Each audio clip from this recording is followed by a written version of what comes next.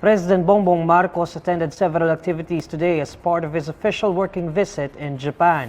To give us an update, here's Gabriel Lalu reporting live from Japan. Gab? President Ferdinand Marcos Jr. and members of the Philippine delegation took part in several meetings here today in Tokyo.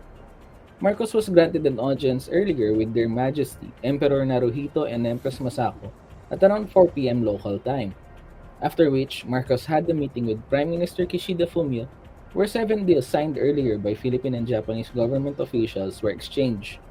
These deals center on mutual cooperation in the field of humanitarian assistance, infrastructure, agriculture, disaster relief, and digitalization.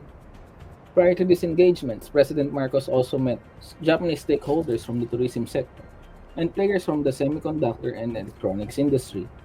The total amount of investment pledges coming from the meeting would be announced on Friday, but the administration said it is expected to provide 10,000 new jobs for Filipinos. Neil?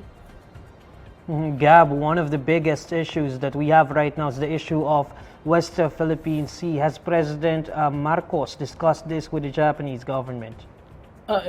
As of now, it is unclear if there have been discussions regarding security cooperation or mutual defense concerns. But while he was on his way to Tokyo at the airplane, there were questions about this, and he said that he sees no problem with any defense cooperation because there are similar concerns. Cooperation, he basically said cooperation is not a bad thing.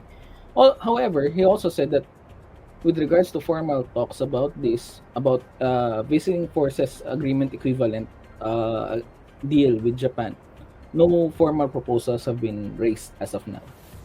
That was Gab, while he another was sto- that was while he was on his way to Japan. As of now, we still don't know if these things have been discussed.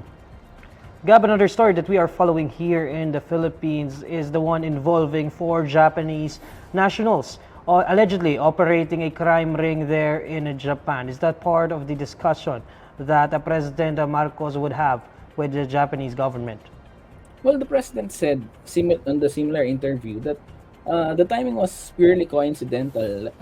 He even said that the deportation procedures already started even before the trip to Japan was planned. But he also said that the Japanese government requested that the fugitives be turned over to them. So he was willing to accommodate that request.